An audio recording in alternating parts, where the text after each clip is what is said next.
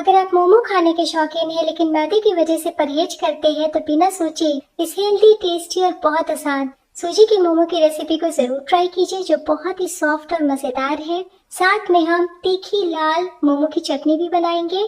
तो ये दोनों जब आप बनाएंगे तो सभी खाने के बाद आपकी बहुत तारीफ करेंगे। तो चलिए शुरू करते हैं सूजी के मोमो और चटनी बनाना। तो आज हम सूजी से मोमो बनाएंगे। तो यहाँ पे मैंने बारीक वाली सूजी का इस्तेमाल किया है। कप के नाप से 1 कप। और अब मिक्सी के जार में डाल दीजिए, कुछ सेकंड के लिए पीस ले। और अब एक बोल में पिसी हुई सूजी को डाल दें। साथ ही में डाल दीजिए 1/4 टीस्पून नमक। और अब हम गर्म पानी डालेंगे ताकि सूजी जल्दी से फूल के सॉफ्ट हो जाए। तो अभी हम चम्मच से मिला लेते हैं। चम्मच से बहुत ही आसानी से मिल जाएगा। और देखिए कितने अच्छे डो की तरह हो गया है। अभी आपको गूंथने की जरूरत नहीं है, हम 10 मिनट के लिए रेस्ट देंगे। नेक्स्ट मोमो की स्टफिंग की तैयारी कर लेते हैं। तो यहाँ पे मैंने एक 200 ग्राम का पत्ता गोभी लिया है। पत्ता गोभी को धो के हम बारीक बारीक वेजिटेबल चॉपर में काट लेंगे या फिर चाकू से काट लेंगे या कद्दूकस कर लेंगे। 1 गाजर, 1 छोटा शिमला मिर्च, 2 मीडियम आकार का प्याज और थोड़ा सा धनिया पत्ती। तो सब्जियों को बारीक बारीक काट लिया है। और अब एक बोल में डाल दीजिए बारीक कटी बंद गोभी। तो मैंने वेजिटेबल चॉपर से चॉप किया है दोस्तों। और सब्जियों को धो के ही काटे। साथ ही डाल दीजिए 1 बारीक कटा गाजर। और अब प्याज डाल दे, बारीक कटा शिमला मिर्च। और अब 1 छोटी चम्मच नमक डाल दें और सभी चीजों को हम मिला लेंगे। तो शिमला मिर्च, पत्ता गोभी, प्याज में बहुत रस होता है, इसलिए इस टाइम हम नमक डाल के 3 से 4 मिनट रेस्ट पे रखेंगे। इधर सूजी भी फूल गई है।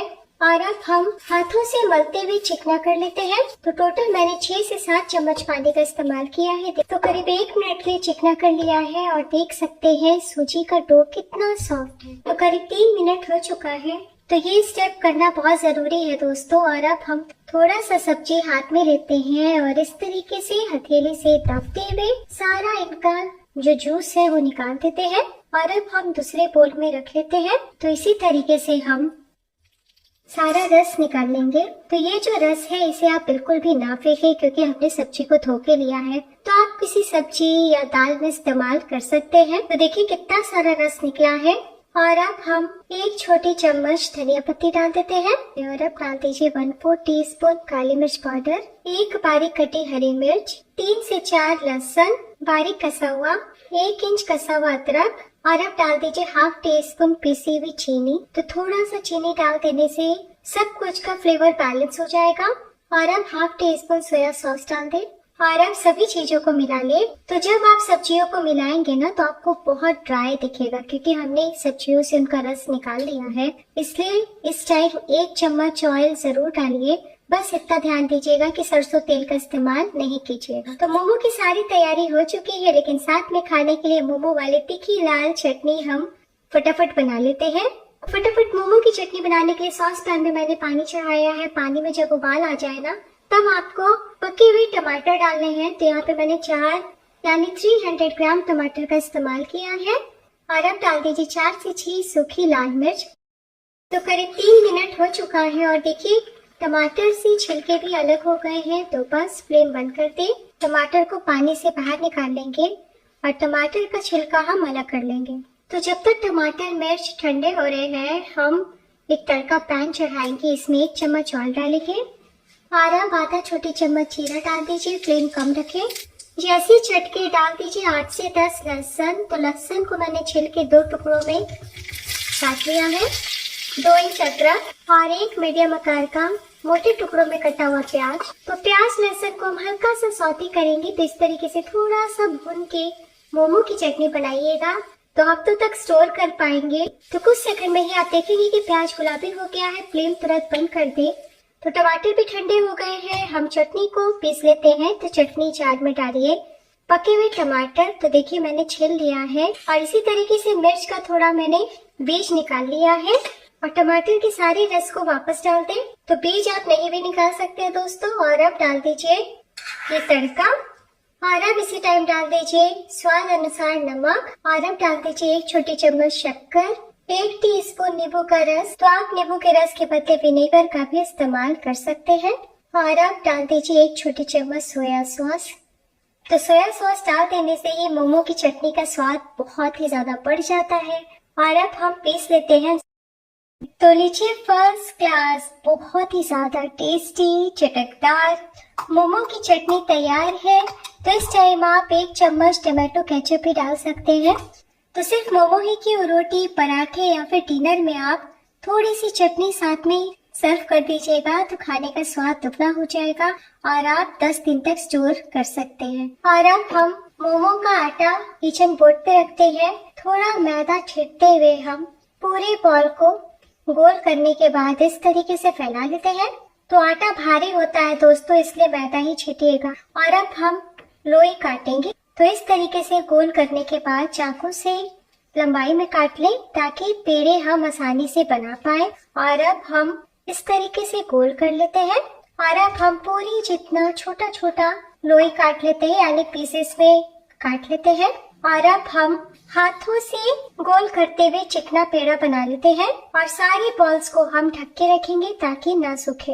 और अब हम वापस से सूखा मैदा छिड़कते हुए हल्के हाथों से बेलन से बेल लेते हैं। बीच का भाग छोड़ते हुए किनारे से बेलें और थोड़ा मैदा इसलिए हम छिड़कते हैं ताकि बिल्कुल भी ना चिपके। तो पतली सी पूरी बेल ली है। जब आप हाथों में लें ना तो देखिए आर पार आपको इस तरीके से हाथ दिखना चाहिए। और अब हम सेंटर पे रखते हैं 1 छोटी चम्मच स्टफिंग। तो आप अभी स्टफिंग देख सकते हैं पूरी तरीके से ड्राई है, तो बहुत ज्यादा आपको नहीं रखना है। तो इस तरीके से हम बीच में कर लेते हैं और किनारे के भाग में हम थोड़ा थोड़ा पानी लगा देते हैं। और अब हम दोनों हाथ से इस तरीके से पूरी को पकड़ेंगे और पानी आपको बहुत हल्का लगाना है और हाथों से स्टिक कर देंगे। तो आपको आधा ही स्टिक करना है। और अब ये वाले भाग को उठाते हुए हम यहाँ से स्टिक कर देंगे और कवर कर देंगे। तो देखिए कितने अच्छे दिख रहे हैं। मैं आपको उठा के दिखाती हूँ। तो अगर आप गोल वाले मोमो बनाना चाहते हैं तो बीच का भाग थोड़ा मोटा रखिएगा और किनारे का भाग पतला रखिएगा और सेंटर पे 1 छोटी चम्मच स्टफिंग रखें और आपको इस तरीके से पकड़ते हुए बस प्लेट बना लेना है। देखिए बहुत ही फटाफट हो जाता है। बस ऐसे हाथों से घुमाते जाइएगा। ये जो मसाला है दूसरे हाथ से यानी अंगूठे से धक्का देते जाइएगा और ऐसे ही करते करते हम कवर कर लेंगे। तो हमने कुछ मोमो को आकार दे दिया है। जब तक फर्स्ट बैच बनेंगे ना तब तक हम सेकंड बैच बना लेंगे। तो मोमो को स्टीम करने के लिए आप मोमो मेकर का इस्तेमाल कर सकते हैं, लेकिन आज मैं आपको सबसे सरल तरीके से बनाना बता रही हूँ। तो यहाँ पे मैंने छन्नी लिया है। तो छन्नी तो हमेशा घर में होता ही है। तो अच्छे से हम चारों तरफ ऑयल लगा देते हैं और थोड़ा दूरी दूरी पर हम इस तरीके से मोमो को रख देते हैं। एक पर एक चढ़ा के नहीं रखेंगे क्योंकि सूजी से बना रहे हैं ना तो चिपक भी सकते हैं। तो कढ़ाई में थोड़ा पानी डाला है। पानी में जब उबाल आ जाए ना तब आपको छन्नी को रखना है। तो बस इतना ध्यान दीजिएगा कि पानी और छन्नी के बीच थोड़ा सा फासला हो। और अब हम फ्लेम को मीडियम कर देते हैं और 10 से 12 मिनट के लिए अच्छे से स्टीम होने देते हैं। तब तक और मोमो बना के तैयार कर लेते हैं। तो सूजी के मोमो को पकते हुए 12 से 13 मिनट हो चुका है। फ्लेम बंद कर दे। तो आप देख सकते हैं कितनी अच्छे से सारी वेजिटेबल दिख रही है। तो सूजी को हमने बिना पकाए डो बनाया है, इसलिए अच्छे से स्टीम कीजिएगा और अब बाहर निकाल लें। और इसी तरीके से हम सारे मोमोज बना लेंगे। तो मैं आपको दिखाती हूँ। देखिए कितनी अच्छी से पके हैं। जितना मात्रा हमने लिया है उतने में आपके 25 मोमो बन जाएंगे। और अब हम साथ में होममेड तीखी चटपटी मोमो की चटनी को भी सर्व कर लेते हैं। और देखिए कितनी सॉफ्ट है, दाबते दाबते खुद टूट गए। तो एक बार बनाना तो बनता है। तो एक बार इस तरीके से चटनी बना लीजिए तो बाजार की चटनी का स्वाद फीका लगेगा।